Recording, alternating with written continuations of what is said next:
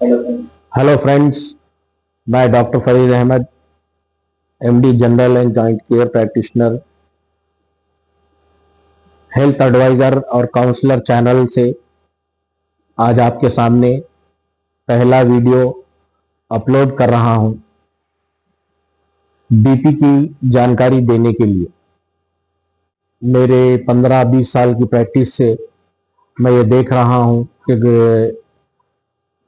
गुजरे 10 सालों में बहुत सारे यंग लोग यानी नौजवान लोग जिन लोगों के अंदर बीपी बढ़ रहा है और हार्ट अटैक्स भी बहुत आ रहे हैं।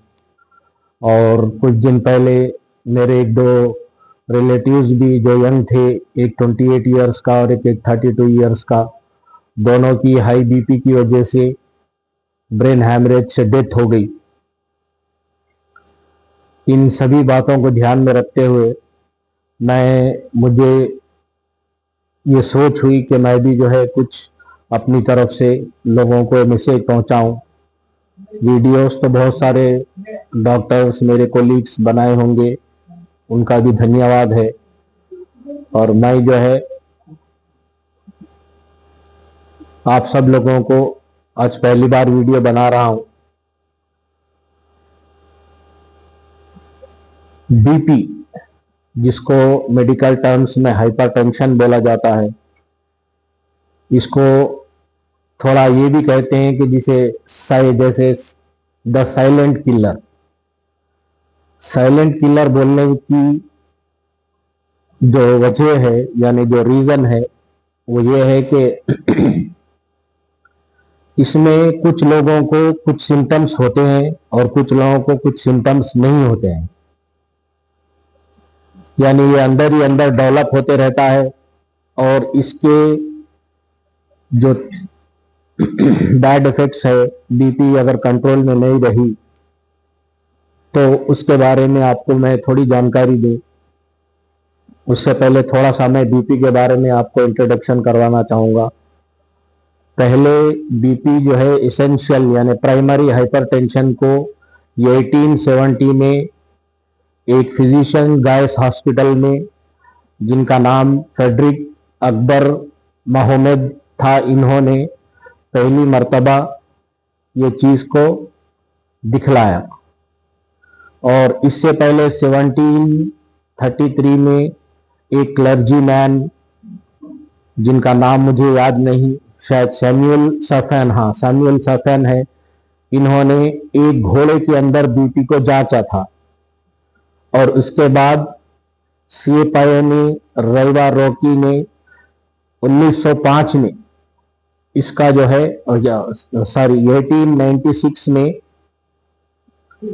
इस 9 नैनोमीटर का इन्वेंशन किया।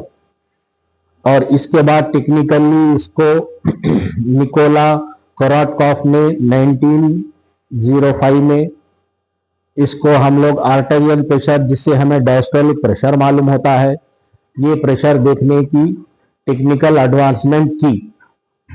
और उसके बाद 1960 में digital BP apparatus, doctor Seymour London ने डिजिटल बीपी एपरेटस को इंट्रोड्यूस किया। तो ये तो हुआ थोड़ा बीपी के बारे में इंट्रोडक्शन। अब बीपी मेरी क्लिनिकल प्रैक्टिस में मैंने ये देखा है कि बहुत सारे लोग, वो चाहे अच्छे पढ़े लिखे हो या कम पढ़े लिखे हो, अगर हम लोगों को बीपी जब भी देखते हैं तो बीपी अगर उनको में ज्यादा होता है, जैसे कि 140/90 है, 150/90 है, या 160/100 है, या 160/90 है, इस तरह से हम जो बीपी जब भी देखते और हम पेशेंट को एडवाइस करते कि आपको जो है मेडिसिन स्टार्ट करना, और कुछ डाइट रेस्ट्रिक्शंस है, एक्सरसाइज है और साल्ट की कमी है, ऐसी चीजों पे हम बात करें तो बहुत सारे लोग मुझे ये कहते हैं कि डॉक्टर साहब बीपी का टैबलेट मत लिखिए, बीपी का टैबलेट खाने से हमें टैबलेट खाने की आदत सी पड़ जाएगी। जबकि फ्रेंड्स, ऐसा होता नहीं है, क्योंकि किसी भी चीज की आदत होने के लिए हमें कुछ दिन तो जिंदा रहना पड़ेगा। बीपी जब आती है, अब तक तो बीपी के लिए कोई परमानेंट ट्रीटमेंट किसी के पास नहीं है। और बीपी के नॉर्मल वैल्यूज क्या है, मैं आपको ये भी बता दूं। बेस्ट नॉर्मल वैल्यू बीपी का होता है 120/80, और इससे अगर आप कम रख लेते हैं तब भी आपको चलेगा। और मैंने अपनी क्लिनिकल प्रैक्टिस में ये देखा है कि कुछ लोगों को 130/80 बीपी रहने पर भी कोई दिक्कत नहीं हुई, वो लोग एक नॉर्मल लाइफ लीड कर रहे हैं। तो मैं ये कंक्लूजन करता हूं कि बीपी 120/80 या 130/80 या उससे कम रख लेते हैं तो बहुत अच्छी बात है। अब बीपी स्टेज 1 हाइपरटेंशन यानी 130/90, इसमें जो है मरीज को कुछ एक्सरसाइज और डाइटरी जैसे कि नमक की कमी करना, पोटेशियम का इंटेक बढ़ाना और पानी ज़्यादा पीना और हरी सब्जी वगैरह और नॉन वेज को अवॉइड करने की सलाह दी जाती है। और कुछ लोगों को 140/90 या 150/90 ऐसा प्रेशर आने पर उनको मेडिकेशन आप अपने फैमिली फिजिशियन, जनरल फिजिशियन या कार्डियोलॉजिस्ट के निगरानी में आप कंसल्ट करके ले सकते हैं। अब बीपी के लिए बहुत सारी मेडिसिन आती हैं, एस इनहिबिटर्स है, ARBs है, कैल्शियम चैनल ब्लॉकर्स है, बीटा ब्लॉकर्स है। आप अपने फिजिशियन को दिखाने के बाद आपके फिजिशियन डिसाइड करेंगे कि आपको कौन सी मेडिसिन सूट करेगी, और जो है उस मेडिसिन को आप कंटिन्यू कीजिए। और इसके साथ साथ डाइट और एक्सरसाइज के ऊपर भी ध्यान दीजिए। ये हो गई बात। और ये मत सोचिए कि बीपी की गोली शुरू करने के बाद मुझे आदत हो जाएगी, जबकि ऐसा है नहीं और होता नहीं। और अगर आप बीपी को कंट्रोल नहीं करेंगे, एक मर्तबा आपके अंदर बीपी बढ़ना शुरू हुई तो बीपी बढ़ती रहेगी, और एक दिन वो स्टेज आएगा कि पहले बीपी ज्यादा होने की वजह से ब्रेन में हैमरेज हो सकता है, ब्रेन में ब्लड क्लॉट्स फॉर्म हो सकते हैं।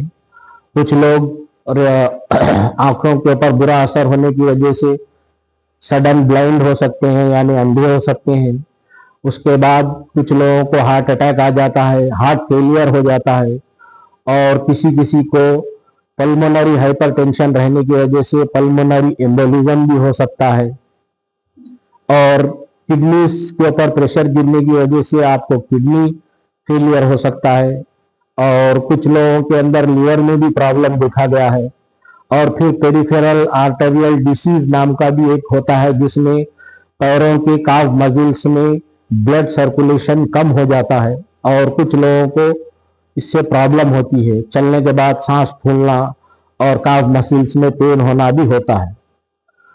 तो मेरी आपसे सलाह यही है कि मैं doctor Farid Ahmad, MD, general और जॉइंट केयर प्रैक्टिशनर, आपको ये सलाह देता हूं कि बीपी के बारे में आप फिक्र कीजिए, बीपी को बाजू में मत रखिए।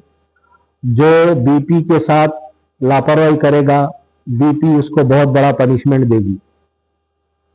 आप बहुत सारे लोग यंग अभी हार्ट अटैक से जा रहे हैं, सुनने पर, मालूम होने पर अफसोस होता है कि यंग एज में चले गए दुनिया से। तो मेरी यही आप लोगों से सलाह है कि बीपी आने पर अपने फिजिशियन, फैमिली फिजिशियन और कार्डियोलॉजिस्ट के सलाह मशवरे से आप मेडिसिन लीजिए और अपनी हेल्थ का पूरा पूरा ख्याल रखिए। ये मेरी पहली वीडियो है, थोड़ी मुझसे हिचकिचाहट भी हुई, इसके लिए मैं आप सबसे क्षमा चाहता हूँ। और जिन लोगों को मेरी वीडियो और मेरी बात पसंद आई, वो लोग मेरे इस वीडियो को लाइक कीजिए, शेयर कीजिए और सब्सक्राइब कीजिए। और मैं आप सब लोगों का धन्यवाद करता हूं जिन्होंने भी मेरे वीडियो को देखा, और आगे भी मैं वीडियो बनाता रहूंगा हर एक सब्जेक्ट के ऊपर। आप लोगों का एक लाइक, एक शेयर मेरे लिए एनकरेजमेंट बनेगा। और मुझे प्रेरणा भी मिलेगी आप सबसे।